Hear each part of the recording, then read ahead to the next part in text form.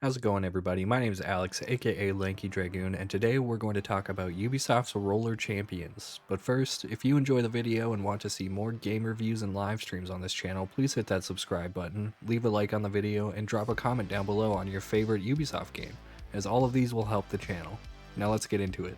Ubisoft has been trying to break into the free-to-play market for a few years now. They jumped on the Battle Royale bandwagon in 2020 with HyperScape, which had a successful launch but quickly lost its player base due to the game being hard and boring, according to Ubisoft themselves.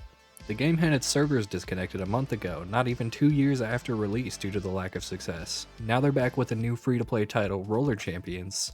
I've played about 20 matches of Roller Champions since its launch on Wednesday, and I'll give details on my experience with the game, but for those unaware, here's a breakdown of the game's concept. The goal of the game, no pun intended, is to face off in a 3v3 roller derby match where teams try to gain possession of a ball and get it through light gates spaced around the course without the other team taking possession. After the ball makes it through 4 gates on the course, the goal opens up for that team to attempt to score, with the first team to score at least 5 points winning the match. The trick is every 4 gates will increase the number of points that the possessing team will earn should they score. 4 gates will give them 1 point, 8 gates will give them 3, and 12 gates will give them 5 points, which will end the game. When a team is able to score, they can choose to get an easy point on the board or risk running it up for more points by continuing around the course. The risk is that if at any time the opposing team gains possession of the ball, all of that team's gates are reset to 0. Roller Champions gives off the vibes of being a cross between Rocket League and something like EA's Knockout City. I mean, they aren't hiding the Rocket League influence, they even have a very similar logo on pieces of in-game gear. At the end of the day, this is a team game, even though your random match-made teammates won't acknowledge that. There are several mechanics to work together to get the ball and end up scoring that goal. You can pass the ball, get speed boosts off of your teammates, and play defense for them when they have the ball so they don't get tackled by the opposing team. Word of warning, don't go into matchmaking alone if you want to feel any sense of teamwork. However, lack of teamwork in matchmaking is not one of the biggest issues with this game, unfortunately.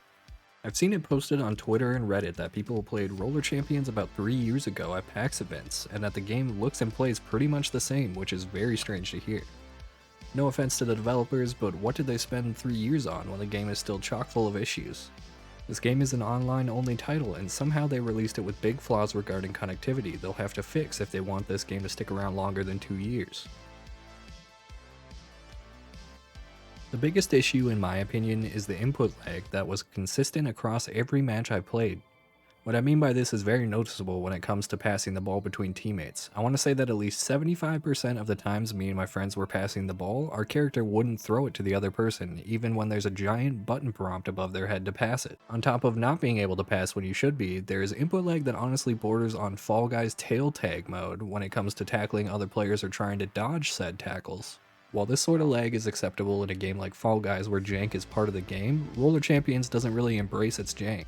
As I said before, the game seemingly sees itself as a competitor to Rocket League, where there's no noticeable input lag that lessens the game's main mechanics. The game misses input presses, which are pretty crucial in the basic gameplay of Roller Champions. If you hold on to the ball too long against capable players, you're gonna get tackled for sure and have your goal progress reset to 0. Another connection issue is the constant stutter and lag that the game has for everyone in the match. It's so bad that I initially thought this game was running peer-to-peer connections like we were still back in the Xbox 360 era. To be honest, it mostly came down to this clip during a ranked match where I got disconnected the second before the ball went through the goal.